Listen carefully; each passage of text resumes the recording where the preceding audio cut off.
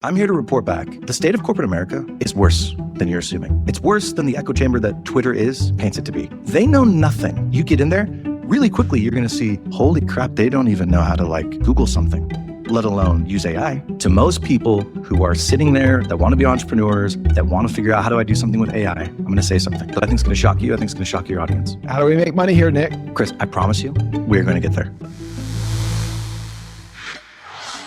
My friend Nick is an AI genius. If you are an OG to this channel, you've probably seen him on these episodes we call HoldCo Bros that you'll see right here. Well, he's been gone for 4 months. He quit everything for 4 months, went underground, and spent hours per day, 10 plus hours every day, learning AI and AI agents and how to monetize AI agents. And so I had him back on for the first time in months today to explain, Nick, what have you been learning and how can we make money from it? I made sure that he broke everything down in a user-friendly, easy to understand way. So if you've ever wanted an AI agent or assistant to run your life, or to be able to charge a lot of money so an AI agent can run someone else's life, this is the episode for you. A warning to our viewers, your brain might explode. I want you to prove this tweet wrong. That's the purpose of this episode, okay? Really? I'm in. Yeah. All right, I'm gonna read this out loud to you. You ready? 100%. Dude, I have 10 agents running while I sleep. No one is prepared for AGI in 2 years, man. So what are you building? Bro, all my smartest friends are vibe coding until 3 a.m. every night. It's all about agency. Intelligence is a commodity, man. So what are you building? Do you even study exponentials? Have you seen the latest METR chart? You're gonna be stuck in permanent underclass, bro. So what are you building? Did you even set up OpenClaw? I'm maxing out my token budget every day, man. So what are you building? I promise you I'm 10x more productive, bro. You just don't understand. Please, bro, I know you use this stuff every day too, but you must not be prompting it right. Please, bro. 1.3 million views. Dude. Prove me wrong. Go to my profile. Swipe right, swipe right, that's swipe right. That's my profile. That's mine. All right, scroll down. Okay. There. Click on that one. Okay. Dude, so I can keep the lights on and I just read all night. It's insane, bro. So what are you even building though? Bro, you don't understand. My smartest friends are running copper wire through the walls and can ring a bell on the other side. Yeah, but what are you even building? Didn't you see they strung lights, actual lights on a Christmas tree at the Edison office? They just freaking decorations, bro. But what are you building? Dude, they're projecting pictures onto a wall and people are paying money to watch that. This technology runs everything. That was my response to this freaking dude's tweet. I didn't know you responded to this. I'm completely surprised. I never saw this tweet. This is amazing. Okay. Yeah, dude, because it's okay, yeah, 99% of the things that people are messing around with don't have a use case and they won't have a use case. But how are people supposed to build the skill? Muhammad, edit out Nick reading that tweet because it makes me look bad. Sorry, keep going. No, dude, but you know what I mean? The original tweet has a point. What are you building? What have you built? Right? Because who's that guy? Alex Finn, I think, who's every single day coming onto Twitter. And he's like, bro, this freaking changed my life. What has he really built? I don't even know what he's actually built. But the flip side is this technology is changing so quickly. People are learning it so quickly. By the time you actually start seeing results, it's game over, bro. It's so soon in the cycle to be pulling out what are you even building? What have you even done with that? We don't know. We don't know what it's going to look like yet. And the reason I pulled up the analogy of electricity and Thomas Edison is because there was a big lag. It was a novelty for a long period of time. What are you going to do with electricity? Oh, you can light your house. Are you? You're going to read books after hours, are you? You know what I mean? People just didn't get it until all of a sudden people got used to the new technology and creative people were like, I think I could use this for, whatever it is. And pretty soon we've got our modern technology. So I just think it's a pretty dumb way to approach it. What do you think? I'm convinced. You sold me. I'm that easily influenced. Yes. I'm an influencer. You're an influencer of influencers. Can I show you something? Real quick, before we pivot, I just want to add an analogy to your analogy of electricity. So last night I went to Chipotle with some kids at church that are starting a business. They bought this printer. It's not a 3D printer. It's not a normal printer. It's a printer that can print anything on anything. Okay. So if you want to engrave your tumbler, and it has a rounded surface, or make a t-shirt or whatever, or make a 30-foot long banner, you can print it. And so they wanted business ideas from me. And where we finished the conversation was dude, you need to put this in your backpack, take it to school, plug it in, and print stuff on demand. You need to use this as your vehicle for rapid testing and prototyping, because there's an endless amount of things you can print. You can print anything on anything. You could print the wrestling team's weight classes on their shirts. Cool. You could print, like they're on the track and field team. A lot of the track and field runners, they customize their spikes, right, on their shoes. You could print something on that, like their PR on the spike. Like we could sit here for 10 hours and just scratch the surface of all the ways you could make money with this thing. But don't try to go down those rabbit holes. Just use this as your rapid testing machine and just learn. Where's the demand? How much will people pay? What colors do they like? Do they want tumblers? Do they want their phone cases engraved, stickers, whatever? That's what you should do with this, and leave your options open and then just chase the energy. And what we're talking about here is like, use Claude, use AI, use LLMs, use agents as your rapid testing vehicles. Like use it to have fun and to learn, but to don't get married to anything just yet. Just be ready to pounce. And when something comes up, you're going to have all the skills necessary to execute on that thing. I'm going to say something right now that I think is going to shock you. I think it's going to shock your audience. To most people who are sitting there that want to be entrepreneurs, that want to figure out how do I do something with AI, I'm going to say something. Go get a job. 100% go get a job. And I'm going to prove to you right now why I think it's the best thing that you can do if you're earlier in your career, especially to work for a company. So first thing I'm going to show you, this is nuts. Chris is like, I'm going to hold it in. I'm going to give him some rope. I'm going to give him some latitude here. I just love that you're speaking in like Stephen Bartlett clips. You're like, I'm going to say something that's shocking to everyone in the sound of my voice. Clip it. Oh my gosh. Send it. If you're on Twitter, you've seen this. This is a graph. Or explain to our audio listeners. Yeah. So this is a chart or a graph with 2,500 dots. Each dot represents 3.2 million people. So effectively what we're doing is we're showing the entire population of the world. 8.1 is in there. Yeah, 8.1 billion people. Most of the dots are gray. And then you've got kind of like maybe a tenth of the dots that are green. And then you've got some yellow dots and some red dots. So the gray dots are people in the world who have never interacted with AI. They've never heard of AI. And that is like, let's just say 80% of the world. Then you've got this green band, which is 10% of the world, who have used a free chatbot. So they've gone and sat down with ChatGPT, or they've used Gemini or whatever. And they maybe asked it a question like, how do I cook a pot roast if I ain't got no pot and I ain't got no roast? You know?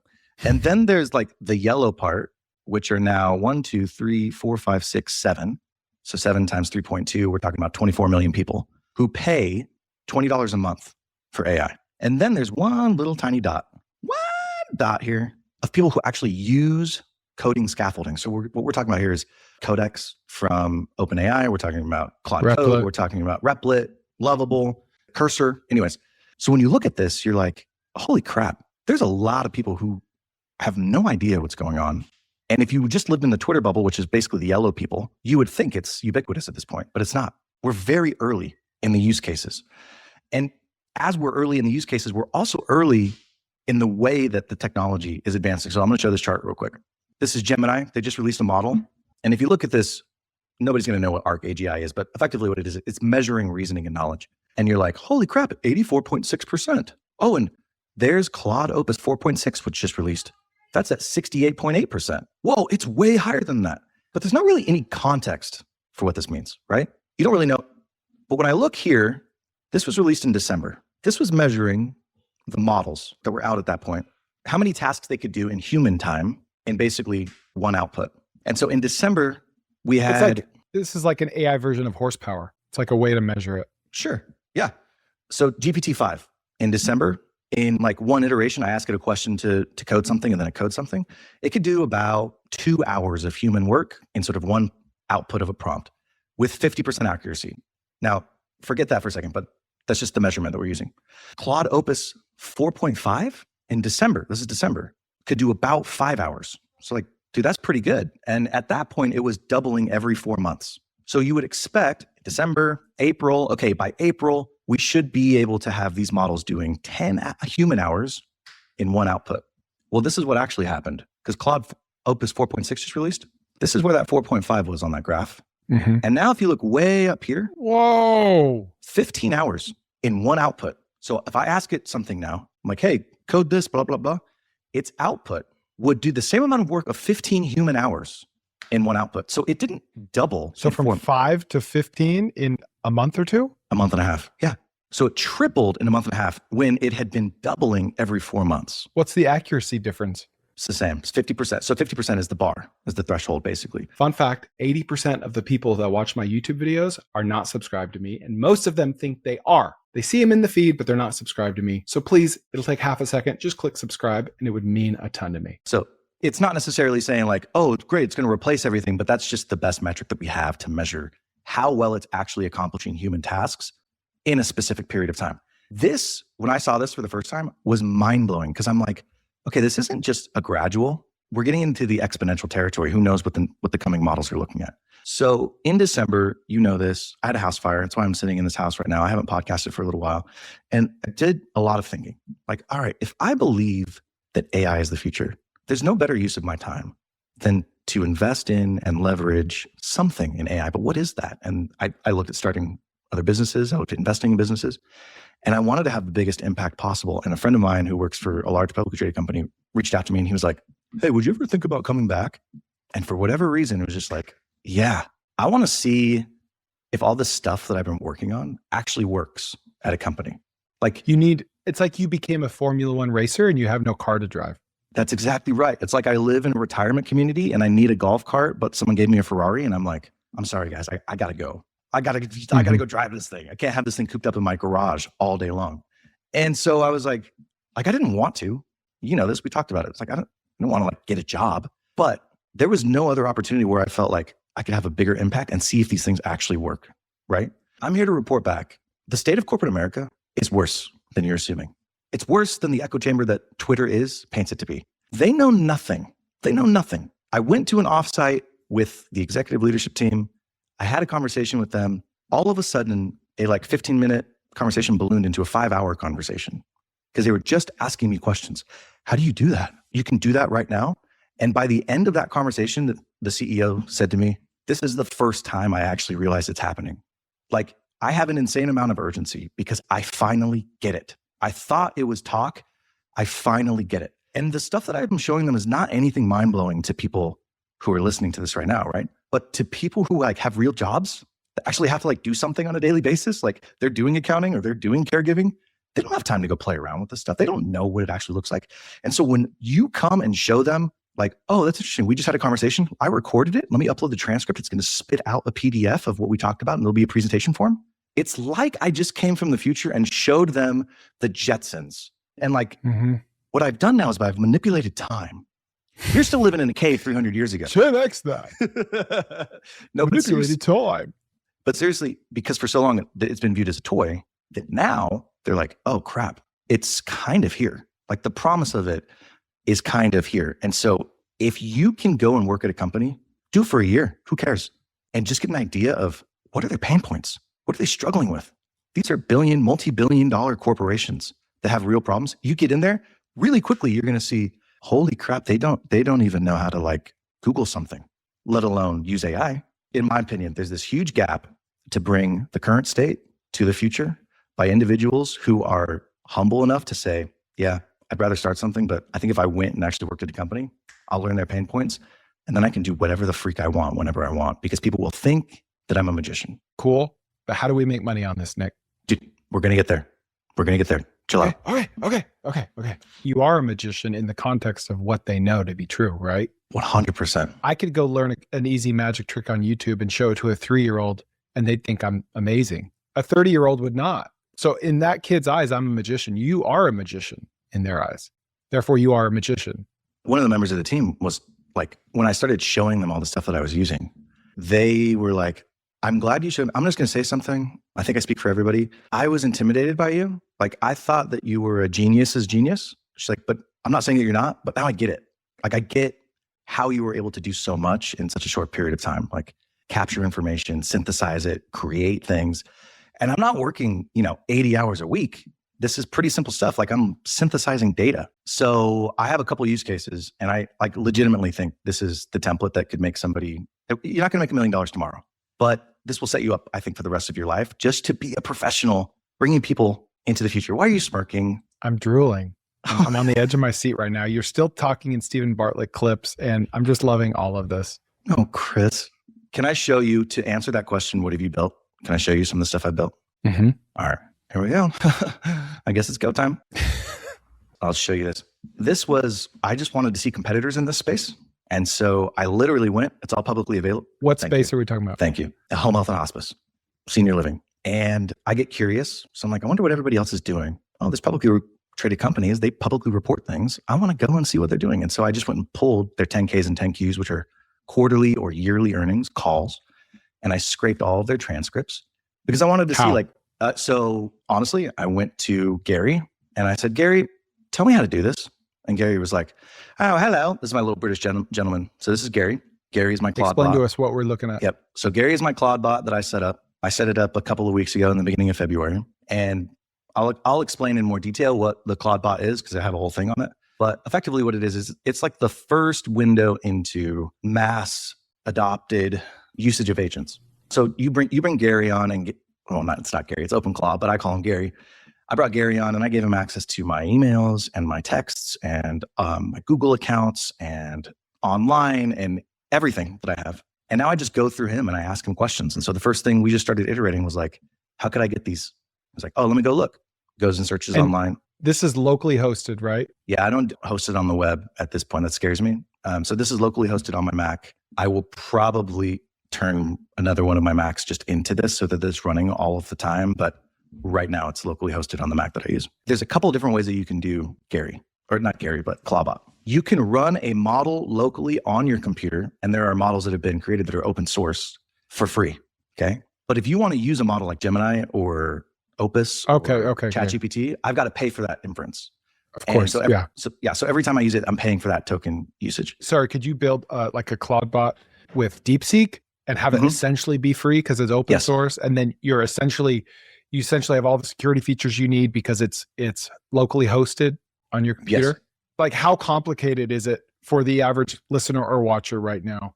Someone ages 20 to 50 that's internet native, internet literate. How complicated is something like this for them to set up, just as you've done it? It's complicated, but it's not impossible. Like, I would say the hard part is it does take a lot of time because it's not just downloading the software and putting it on your computer and running it. And I'll show this later. Like, you've got to have a plan for how you're going to use it. That's what people miss with AI. Dude, I remember us talking about this a year and a half ago where we were like, if you can prepare and just think, what would I use an employee for? Now you're going to use AI for that. That's how you should use AI. Yep. And people still understand that concept. So if you understand like, oh, I know exactly what I would use them for. Here's the training material. Here's how I'm going to oversee them. Then it becomes a lot easier. But if you don't, then it's like this messy iterative process. So downloading it and putting it on your computer, fairly simple, but like getting the mileage out of it, that's where I feel like people are falling short because they're buying a Ferrari when all they needed was a golf cart. And so like, of course they're like, so what do I do now? Well, like, dude, you live in like Southern Florida's retirement communities. You can't go faster than 15 miles an hour. So buying the Ferrari was kind of a waste. The cool thing though, is like, so this is a model that came out, I don't know, a couple of weeks ago. I mean, the model itself hasn't come out, but the update came out a couple of weeks ago. And you can see how it's benchmarked against OpenAI, Gemini, and Claude, right? It's about as good. And the thing about this model is it's an open model. So Claude, Gemini, all those are closed models. They're proprietary models. They sell you the ability to use those models. This model, this Mini Max, is open. Anybody could go and download it and they could adjust the weights on it and they could kind of make it their own little LLM. So this you could download and run locally on your computer. And if that was the case, then you're not using any inference from Anthropic or OpenAI or Gemini. What inference means? So if I've got something that I want to do on my computer, if I want AI to go and do something on my behalf, that costs money. And it costs money in the form of compute from one of these companies because I'm using their model. I'm effectively renting their model to do something, search the web, scrape databases, send an email campaign, whatever it is. But I have to pay something in order to do that. For models like Gemini, you're paying like $5 per million tokens. For a model like OpenAI's newest model, you're probably paying $10 per million tokens. For Claude's Opus 4.6, you're paying $25 per million tokens. But it's so good. But it's so good. It's so good. I mean, that's why it's a problem. You get it. Anyways, so yes, theoretically, you could download this, run this locally, and then you're not paying for any of that inference, and you're running Claude bot on a local server. But it's not going to be as good. It depends on your use case. You might not need it to be as good. 100%. It may not be as good depending on what you need it for. And back to the analogy, like you think you need a Ferrari, you probably just need a golf cart. Like you just be real with yourself. Like we're syncing calendar events or dude, responding to emails. You're not lighting the world on fire. You're sending a cold email campaign. Okay. Like let's be real with it. So I went and I said, I want to know what the other publicly traded companies are doing. And so I asked Gary, I said, Gary, how would I find this information? It was like, this information is available on the internet. And it went and it found an API. So I went to API Ninjas, which I didn't know was a website. And I was like, oh, buy this $20 a month. You get access to all these other APIs. I'm like, cool. So I go there, I get all of the 10Ks. And then I'm like, well, I want to display it. And so it starts telling me how to display it. And I end up building this site where I can see when the next public reporting from these companies are, how they've done over the last quarter, where their revenue is, how they look. I can go all the way and see just the themes, how are things looking this quarter? I can see what questions analysts have been asking. And so from this, like I showed some of the people at my company, like, hey, this is pretty cool. And they're like, actually, did you know how long it takes to prepare for quarterly earnings calls? I was like, nah. And they started telling me about their quarterly earnings calls. So it gave me this idea. I'm like, I wonder if I could help people prepare for a quarterly earnings calls. Because what you have to do is you have to take all the data. Ooh, how much could you charge for something like that? My broski, you're about to see. So these people, they have to report. It's an SEC filing requirement, right? Because they're publicly traded. They've got to do it on a quarterly basis. And they got all the stuff that they got to report, financials, whatever. And their time is worth. Their time is worth how much an hour. So they get together and they spend like a couple days a quarter, every quarter, the whole executive team, like talking about, should we use great or should we use amazing? Should we use the word wonderful or should we use the word exceptional? You know what I mean? Like they're debating these words back and forth. And like, so my mind just starts going. I'm like, dude, all I have to do is look at your past transcripts. Easy peasy. I create a voice for you. I know exactly what the template's going to be. You dump the data in. I'll give you a first draft. I'll save you a day. And so I went and sure enough, I created this earnings pipeline, stop scrambling before earnings, start running a pipeline. And it's literally intake, here's your strategy. It's a workshop, script, refinement, and export. And this walks you through exactly what you would need to do if you're a publicly traded company to get the output that you want. Sorry, why do you not own earningspipeline.com? It's available. You need to take that. You do it. You're better at it. Just don't pay back. I'll Venmo you. I honestly didn't know. I don't do anything unless Gary tells me now. My wife's like, did your best friend Gary tell you that? I'm like, yeah, he's a really good guy. So like, this is the landing page for it, but you could go scrape all of the publicly reported 10Ks, 10Qs, build profiles for each one of the executives, build a template for what exactly they talk about and when they talk about it, and then an ingestion pipeline, which like I've done, to be like, just dump all of your data in here and I'll populate this for you. And then you have a first draft because that's all this is. You populate it, then you go through like this strategy session of AI making some recommendations, then you workshop it, then you actually generate the first script, then you refine it, and then you export it. And like, again, the thing that people miss here is they think AI just does everything. It doesn't. It's a good help, but like you still have to workshop things. You still have to massage the messaging. And so this is an actual representation of me working an earnings call. Yeah, I spent 12 hours. Like this is to the point I could sell it, Chris. It's kind of like, for me, you know me, I don't finish stuff. Like this is finished. I could take this to market. It's pretty bonkers. And so when I show this to people and they're like, holy crap, as an executive, like you just got the 4 highest paid people in the entire company 10 hours a year back in their time. That's high leverage. That's high value, right? Real quick, guys, I want to tell you how I made money within an hour of having an idea. This is an idea I got during a half marathon, and all it took to launch this idea was one email to my list. That email brought in almost $3,000 in the first 24 hours with no ads, no social media, and no algorithm. So what happened is that Meta, aka Facebook, banned my Facebook page out of nowhere.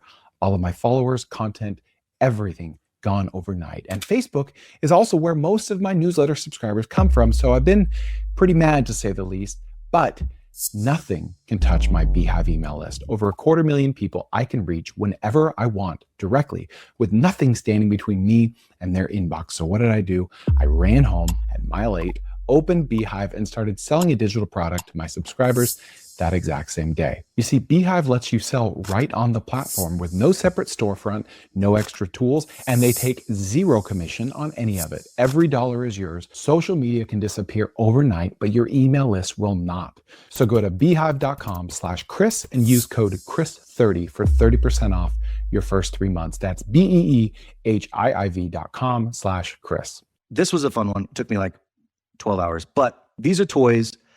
What I really want to show is what I think is the most amazing thing, and that's Gary. So OpenClaw is really cool. It's got some protocols built into it. It's pretty plug and play in the way that it remembers things. People talk about it's got infinite memory. It doesn't have infinite memory. It takes time to learn things, but as it learns you, it adds things to different files so that every time it loads, it remembers, oh, Chris doesn't like it when I spit out this output, or Chris doesn't like it when I do X, Y, and Z. I was already in the process of creating something that was my second brain, and then OpenClaw came out and I just adapted it to it. But we get bombarded with stuff, especially if you're an executive. And this is just whatever, tons of messages per week. There's literally no way for you to process all of this information. The only way for you, though, to get out of AI, what the promise is if you have clean data that it can extract, analyze, and then spit out actionable information to you. If the data is not garbage out. Exactly. If the data is not clean, you don't get anything good. So a lot of these companies have data, but they're not cleaning it. So I'm looking at this. Give me an example of clean data in, clean data out, or vice versa. Okay. So here's dirty data.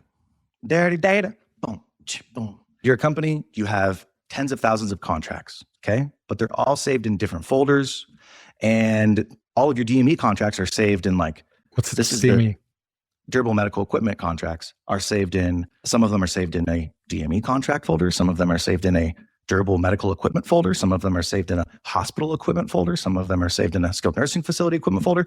The data is just in a bunch of different places. There's no rhyme or reason to it. Second layer that could be the problem is you've got data laying around that is in PDF, it's in Word, it's in HTML, it's in a JPEG. And so AI looks at that and they're like, oh, I don't know how to extract all of those at the same time. Or the naming conventions are off. Maybe you're like, oh, I'm going to save all of the ABC Co information in this folder. I'm going to call it ABC Co. But you accidentally name it ABD one time, or you accidentally name it BCD one time, right? Just common mistakes. So how does AI find all that stuff? It can't if the data is not clean. Now, clean data would be clear taxonomy, which a taxonomy would just be a hierarchical way for you to identify information. And everybody stays with kind of the same saving file naming structure, right? So for me, what I did is I was like, I want to create my own AI bot that knows me. So I went and I exported all of my ChatGPT data, all of my Claude data, all of my texts, because I can connect to my iMessage through an MCP. Never deleted any text, have you? Never. Through an MCP server. This is going to haunt me, isn't it? You're about to cancel me. Dude, my boy. Leverage. Right now, I just pull up the most disgusting tweet. No, there's nothing. Anyways, there's nothing in there. So it took all of that data, and I was just like, I want you to take that and standardize it for me. And so it did. I mean, it took some time and some prompting, but it did. It standardized it for me. And then I was like, all right, we got to structure it. And so we started structuring it and putting it in a way where it's easily retrievable so that I can go and search, and then I can create automations on top of it. And then eventually you can create agents. But if the data is dirty, you can't get good outputs.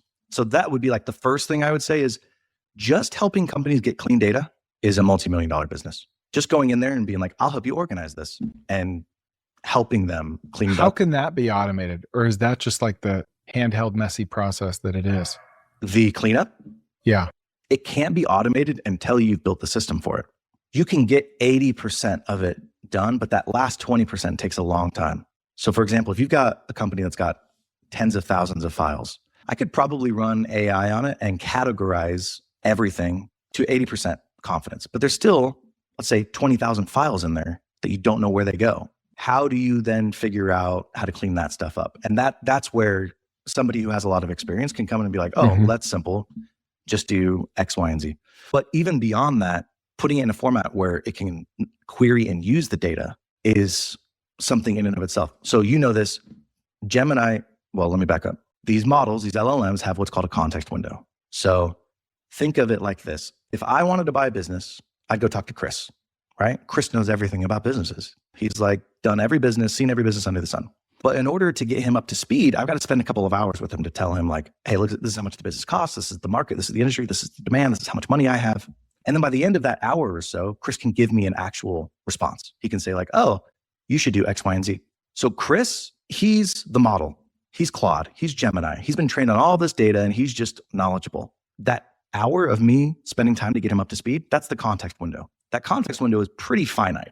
And for a long time, it only went up to like 200,000 tokens. It finally just hit 1 million tokens. But even with 1 million tokens, if we're talking about tens of thousands of documents, we're talking about billions of tokens. It literally cannot, it's not physically possible for it to query all of that data and return things. And so you've got to organize this data in a way where you parse it. More efficient. You chunk it and you clean it and you tag it and you embed it, whatever. And then you set up these systems. So I've been doing some of this stuff and I was like, I want to build this for myself. So I exported all my ChatGPT conversations, all my Claude, all my emails, everything. And I implemented OpenClaw. So OpenClaw has access to everything. This is just like these are the 7 files in OpenClaw. So OpenClaw has a soul because if you want to give it a personality. The user MD is just like what you want OpenClaw to know about you. If you want any agents run, this is where you would put instructions for agents. The memory, this is long-term memory. These are things that you want OpenClaw to sort of always remember. I work at XYZ company. I have XYZ skill set. Tools, you can go and research what agents and tools are. The heartbeat, this is just like jobs that come every hour, 2 hours that continue to run. And then if you want to give it an identity. So those are like the 7 basic files that it builds over time. And like the beauty of OpenClaw is the more you use it, the more OpenClaw builds these automatically. So what I built was like, I had already had this. I added this. I had a people framework. So I asked it and I had a whole set of prompts to do this where it was like, how do I manage relationships? How do I manage failure? Like it knows, if I showed you some of this stuff right now, you'd be like, that's pretty spot on. The response was just 2 words. You don't. Yeah, you don't. So when I'm talking to it now, like literally Gary will be like, Nick, it kind of feels like you're spiraling here. Or like, Nick, it kind of feels like you need to get back to this person. Oh, Nick, you probably see, I know you said you should take that on, but that's not a good idea because you take on too much stuff. It's incredibly helpful to have from the get-go. It also built like a taxonomy for me. It also created a bunch of projects. So I was going into this job and I was like, I just want to be organized and make sure that I'm not letting stuff fall through the cracks. And so it just created all the projects, all the people. It took all the conversations that I had and it synthesized them into these documents. And so when I started, I had OpenClaw that was already working and then I layered Gary on top of it. And now literally I can say, hey, what do I have outstanding to so-and-so? What did I say I was going to do? It will remind me because I've got jobs set up for it to come and remind me and say like, hey, remember at the end of the day, you're supposed to get XYZ thing to so-and-so. It will preemptively give me a spreadsheet based on what I said I was going to do. It was like, hey, does this look good? It'll like, just give me a first draft of this stuff. But it's because I went through and spent the time so that I had the context to understand my people framework, commitments, the decision framework, my personal context, the taxonomy, the extraction methodology, all that stuff. And so you can see like, this is all the crap that obviously it spit out. Anyways, and the way that it's built is like literally queryable. I can query just about anything that I want to know. So if I'm like, hey, what did Chris and I talk about the last time? If I'm getting ready for a meeting, if I'm getting ready to give a presentation, like I can't tell you how many times in the last few weeks, people have asked me to do something and I'll like come prepared to a meeting with a presentation and people are like, huh? Well, you did what now? Oh my. Yeah. Right. Cause like the old paradigm is this took you 5 hours. The new paradigm is it took me like 5 minutes. All the setup took me a long time, but now I'm just able to access it. So anyways, I'm going to stop talking because I feel like I'm just on a heater. Okay. So with everything that you built for yourself, how much of your context window did you use up? It depends on how it's being used and when I'm utilizing it. So if I'm asking it specific questions about people, it will go then and look at the people file and pull it. So it's not loading in the context every single time, but it is loading into the context when I'm asking about specific. And is that things. what the RAG is? So no. Explain what RAG is. All right. So remember how we were talking about how you've got all this data? So if I've got tens of millions of tokens of data, but I can only ever ingest 100,000 tokens, how do you make things queryable? Well, there's this RAG approach, which is retrieval augmented generation. And so what you do is you tag all of that data with metadata. So for example, think of it like a library. If there's a book that's written on ancient Rome, like a Dewey Decimal System. A Dewey Decimal System. Yeah, it's going to be like, it's in row 8, column B, categorized with the rest of these things, right? So if you search a word, it's going to pull up where that might be located and then allow you to access that stuff. The Gary and OpenClaw is a little bit different. It's on this thing called QMD, which is quick markdown. It's not a vector data. This is like way too technical. The gist is it allows for semantic searches and the results are much more accurate. So everything that that I would have are semantic searches because they're meetings, they're being transcribed, right? If I had a big database with numbers like the, maybe I'm using more of a vector database. You're using it like ChatGPT, not like a coder would use it to search it. Exactly. A code database. The reason though that it's important is because now it unlocks all of that data that I've had sitting there, all of that context. I don't get to the middle of a conversation with Gary and all of a sudden he's like, you can't use me anymore. I've run out of memory, because it's constantly updating itself. I don't get stuck in the middle of a conversation with them. Like, the memory is persistent. It's very helpful. It's fantastic. So if I were to say the lowest hanging fruit though that I've seen, it's so dumb because I can show all of this stuff and it's like agents and skills and MD files, whatever. I'll tell you right now, here's the 80-20. If you want to unlock the most value, record your meetings, period. Record your meetings, transcribe them, have a vehicle or a way for you to actually get a summary and a synopsis of that, and then build in yourself some type of an accountability mechanism for you to then say, hey, this was a do out that you committed to. I will make you millions of dollars. I've seen it now. Because right now, the traditional way within companies is like, what are they doing? They're writing something down, or they're trying to remember it, or maybe they use Copilot, which sucks. There is no way for them to capture what was done in that meeting, save it to some type of a archival system that you can then access and query later, and then follow up with individuals. Like that's always been the hardest part, right? Follow up and follow through. I said I was going to do one thing and I didn't do it. Why didn't I do it? Well, maybe you forgot, maybe something slipped through the cracks. But if you just record meetings, document what was said, and then put it in a place where you can go and get back to later, or build something that reminds you, you're ahead of 95% of people because they're not using it for that right now. People get so tripped up on like, I'm going to build this agent or I'm going to build this skill. No, literally record a meeting, summarize it, put it in a transcript, put it somewhere that you're going to check in. And then all of a sudden you've got this superpower because you've got this massive database that you can go back to. How can people make money learning how to do this and then doing it for individuals or for companies? Is that a viable opportunity right now? Like, I picture if I'm an executive watching this video right now, I'm like trying to find your contact info, right? Because I'm like seeing this and I'm overwhelmed, and it's like, and this isn't a sales pitch. Like, Nick has nothing to sell us, but it's like, I feel like my wife wish I did. People could learn how to do what you've done and charge for it.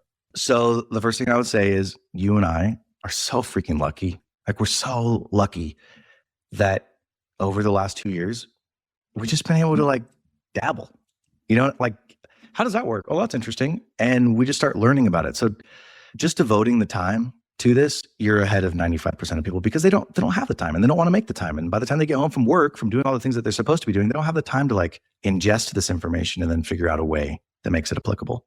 So the first thing I would say is just learn. Just learn, bro. The second thing that I would say is anytime that you've been within an organization where they're like, I wish there was a better way to do this, that's an opportunity. If someone's using a spreadsheet, that's an opportunity. If you're on a meeting that could have been an email, that's an opportunity. All right, but like, how do we make money here, Nick? Chris, I promise you, we're going to get there. Okay. Give me a minute to finish this thought. Yes, sir. If you're on a meeting that could have been an email, that's an opportunity. If somebody let something slip through the cracks, that's an opportunity. I think that now the cost of building custom code, I didn't even show you all the other stuff. I have like little survey software or tracking things. The cost of custom code is so low that you can build customized tools that save people 80% of their time. And it doesn't have to be like on the mass corporate scale. It can be on the small scale. So anyways, first one would be learn. The second thing is, I think there's huge demand for corporations just to be in the know. If you get educated and you just cold call, literally you could set up a Claude bot to be like, here are all the publicly traded companies because I can go and scrape all of that data. Cold email, go and find the executive information because all of that information is also public. Cold email every single one of those executives and say, hi, I'm Nick. I've been deep into AI in the last year and a half. I know what's coming around the corner and 95% of your competitors don't. I'd love to have 5 minutes with you so that I can update you on what's coming down the pike. You're probably going to get rejected by most people, and you could probably perfect that sales pitch much better. Like you would do amazing with this cold outreach. But if you can get on their calendar and just have like what I had with that executive team, like within a couple of minutes, they're going to be like, oh, I get it. I want this guy every single week just giving me an update. You may have heard, but Facebook just banned me completely. So on any platform, just like YouTube right here, that could happen at any given moment. So if you want to keep getting business plans for me or business ideas once a week for free, Check out my newsletter, tkopod.com. It's literally one long email per week that's very tactical about how to start specific businesses. tkopod.com. They've asked me to like, hey, would you do a course for the next 12 weeks, 1 hour a week for the executive team? They want to know. They don't know how to use it. They're kept from the truth because they know not where to find it, Chris. So, oh, I can't wait for like the few people to be like, oh, brother, elder. But just putting yourself in a position where you can relay yourself as a subject matter expert. And again, this is like 2010 social media where it's like, oh, you have a Facebook account? Will you run social for us? That's what it's like in AI right now. Oh, you kind of use Claude? Can you run AI for us? Once a week, you could come in and pay consulting services. Like, do you remember when you went and met with that unnamed billionaire and he was just asking you questions, like just extracting information from you? I think just doing that session alone, you could charge a couple $1,000s just to give these executives a taste of kind of what's coming around the corner. Because they don't know. They don't have the time to do it. And that's kind of where I was, is like, of course you don't know. Of course, all of your day is spent managing people. The second you meet somebody like me, you're like, okay, I get it. Holy crap, train is coming. I'm about to get hit. So I think an executive boot camp, I think weekly roundtables, I think a fractional AI officer is 100% in the offering. This is more of a newsletter, but some type of a briefing service. You don't even have to be an expert in vibe coding. Just like, hey, I'm going to keep you up to date. I do think custom vibe coded tools are massive. You and I have talked about that for an AI agency for a very long period of time. Probably the biggest unlock though is if you can figure out how to get proprietary data sets within an organization accessible to that organization, massive unlock.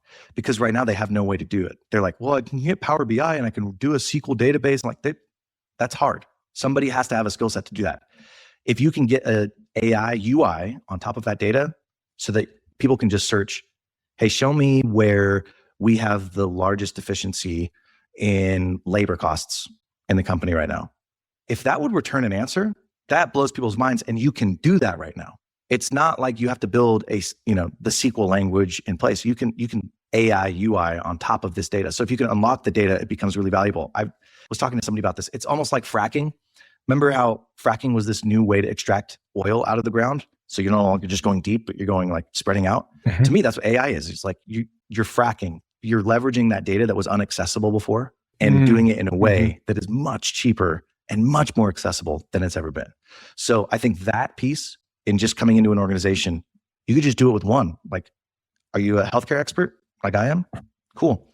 Hey, I will show you how to get every single one of your quality reports for every one of your locations in the next 6 weeks. I wouldn't say like in a weekend, give a reasonable time period, but then you have an opportunity to actually learn and implement it. Does that make sense? Yes. I can't tell if you're quiet because it sucks or if you're quiet because like you're thinking about or. No, I already told you it's a banger, Nick. What do you want? I have a headache. This is good. This is really good. I'm just thinking all these things. I'm like, what will the audience think? What should I do right after this? Like, how quickly can I implement this on my computer? I'm just thinking, my mind is just going nuts. It's like for you, cold, like I was talking to somebody about this because I was at this executive offsite and one of the kids, I mentioned you and they're like, is that guy on TikTok? I was like, yeah. I was like, is that the Kerner office? Anyways, I think for somebody like you, if you have OpenClaw, you could be sending cold email campaigns 24/7 because there's this window of time right now where people aren't sick of too much AI. They're getting there, but like pretty soon, everybody's going to catch up. Everybody's going to be doing the same cold email outreach. And all of a sudden that channel is going to be flooded and you no longer have arbitrage in that channel. Right now you have arbitrage in those channels. If you set up a Claw bot, you're very clear with who your customer is and you know the distribution channels and then hit it, there's arbitrage. You are going to find people. In the next 6 months, once everybody kind of figures that out, those channels are flooded and there's going to be a new opportunity. I don't know what that is, but like right now, there is leverage if you know something. So in my mind, it's like, what is your secret sauce? And now with Clawbot, I can unlock it because I could hire like 2 or 3 people to be my minions. Go all in on it. Go learn. Just go play. You will figure something out and it will be incredibly valuable. When you're talking to Gary, what model do you normally use? Opus 4.6. It's so good. It's really good. Is it time to leave ChatGPT behind? Dude, yeah. So I use ChatGPT for what I would call like the Honda Accord things. You're running to the grocery store. It's amazing at what it does. And it's reliable, and I know what I'm going to get every single time. And so if I have large data sets that I need to extract stuff from, I'm going with ChatGPT. But frontier models, like Claude, it's pretty incredible. Gemini's new 3.1 model, it's pretty incredible. Like, it's weird to say because it doesn't feel like it was that long ago that there's like weirdness with some of these models, but Claude feels like I have an expert in every topic known to man at my fingertips all the time. It costs a lot, but I use Claude all the time. Here's my stack though. I'll tell you my stack. So I use Claude to plan 4.6. And when I'm building software now, I'm like, okay, this is my idea. Help me write sort of my PRD, my product requirement document. There we go. So it writes my PRD of like what I'm hoping to accomplish. But then I will send it out to like Gemini and Codex to say, I tell it, go do an adversarial audit, have them tell us what we're missing. And I go through like 4 rounds of that. And then after those 4 rounds, I've got something that's pretty good. And I start now the planning phase. All right, let's plan something. Go do another adversarial audit on the plan implementation, not just like the build spec, but the plan implementation. And it goes through all those steps. So I'll use other models as a way to sort of glean other insights that I might have missed. But once I have all of the data and I just need good analysis, Opus. I mean, Opus is the one that's like incredible when it comes to analysis. I'm at max capacity in my brain right now. You got to call it. All right. Love you too. Where can people find you, Nick? Twitter, co-founders Nick. I have a YouTube channel called Nickonomics. I'm firing it back up. I'm back in the game. This was nice. Thank you. It's the most resigned thing I've ever heard you say. Twitter. You knew that like it was the lowest and worst value of your call to action. You're like, oh, Twitter, because what else is there nowadays? You can find me at Nick Consulting, $5,000 an hour. I probably should actually. I mean, seriously. All right, what'd you think? Please share it with a friend, and we'll see you next time on the Kerner Office.